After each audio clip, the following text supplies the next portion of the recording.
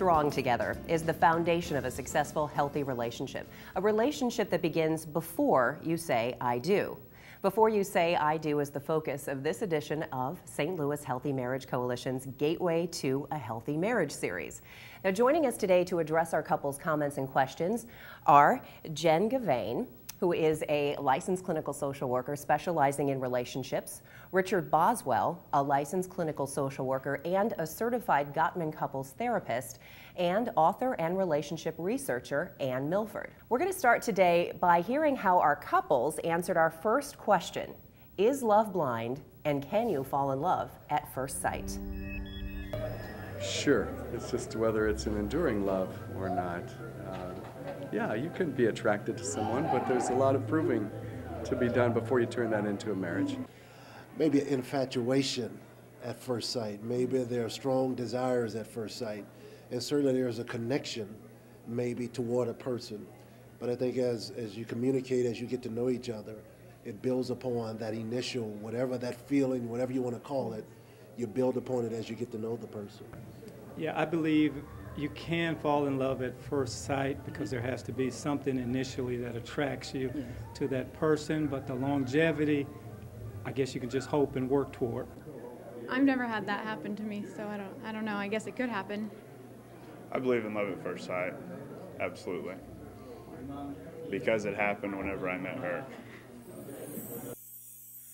So let's talk about what our couples had to say. We'll start with Richard Boswell. I think we all have grown up with this romantic movie concept that you meet the love of your life and fall in love instantly. Do you think that is possible? You know, it was really fun to hear the men talking about not the infatuation, but the emotional connection and the maturing of the relationship. I really, I think people may have lust at first sight, but not love at first sight. Love at first sight, and this is really borne out by the research, love is about friendship, love's about emotional connection, love's about knowing one another, and knowing one another deeply. So what was so cool, for me anyway, because most people think of men as not thinking in those terms. Most people think of men as sort of being tuned out. Those guys were very tuned in and talked about the long-term nature of a relationship. So I don't think love is blind. I think that's pretty definitive in the research. The infatuation is part of the relationship, that attraction, but then it has to grow into a more connected relationship. Now, Jen, obviously there's got to be some sort of spark when you meet someone or get to know someone, but what do you think about the concept of knowing that that's the one the first time you lay eyes on them? Absolutely. I do believe there needs to be some chemistry in that first initial sighting of someone that you're interested in. But that doesn't last necessarily. So although I do think, if you want to call it lust or just a, wow, that person's very attractive and I'm interested in them, that can be very powerful. But I think long-term wise, sometimes those feelings fade a little bit. And if there is such a thing as love at first sight, I haven't experienced it or seen it in my practice. Do you think, Anne, that we count on that too much, either men or women, that we expect that at first sight? Probably, and that probably gets people into trouble, but I would kind of refer to it as having chemistry. And I think you need chemistry in any relationship, whether it be with a friend that you meet or anyone that you're going to have a relationship. You need to have that little spark, that little chemistry.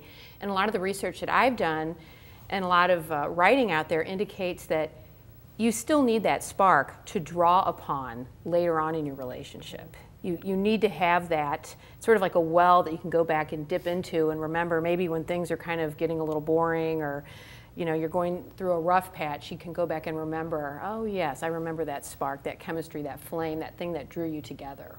What about the concept of, I know a lot of couples who are very happily married who did not have that love at first sight thing, but they were friends first. Maybe they worked together, and as they got to know each other, they came to have that spark, but not at first sight. Is that more likely, or does that help in building a stronger relationship? Well, I think that the friendship is really, really critical, and what you share and how well you know one another. And it's not just knowing one another historically, it's also knowing one another on a day-by-day basis.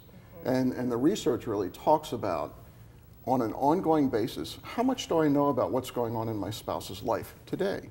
And how much do I keep in touch with her? How much does she keep in touch with me? So that we can connect up and share those sort of mundane little moments that really mean something to us.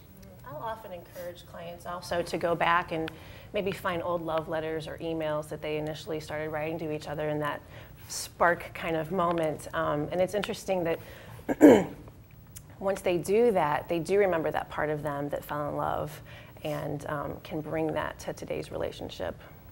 Do you think that sometimes, though, that because we had that spark and we fell in love at first sight, that maybe it is a relationship that's not going to work, but we hang on to that because it's, you know, the princess and prince riding off into the sunset sort of scenario? I think a lot of times people try to force it. They want to have love at first sight. They'll meet somebody and they'll try to force it into that mold. Oh, he's the one, and really he isn't the one. But people will try to turn it into that, you know, because every movie that you see or book that you read, that really promotes the idea of love at first sight. And so I think what we can take from this is that it is important, and it's certainly one of those great things when you do fall in love at first sight, but the emotional connection and the friend connection is something that definitely has to follow. Mm-hmm. Absolutely, right. Absolutely, right. Absolutely. Have any of you personally, you said you hadn't experienced the love at first sight, but either of you two have that experience personally? I think, now I knew my husband, I met him when I was 14 years old, but then we went on very divergent paths and then came back together, and I have to admit that he showed up at my door and I did hear the angels singing. Now, if you don't hear angels singing, that doesn't necessarily mean. But we had known each other for years. I think we had this very long term, we had so many things in common, and we had been friends for a really long time. So terrific. Well, we're going to watch one more clip here of some of our couples, and the question to our couples this time is, what do you need to ask yourself before you get married? I think the most important thing you need to know about yourself is if you're truly ready. Because if you have any doubts as to whether or not you're willing to enter into a lifelong commitment, then maybe marriage isn't the right thing for you. So I think you have to take a look, say, where am I going to be in 10? Where am I going to be in 20 years? Where am I going to be in 30 years? And at that point in time, take a step back and say, am I ready for a lifelong commitment? Are you willing to do this forever? Because it's a lot of hard work and sacrifice for the rest of your life. It's not just a one-time fling for a couple months.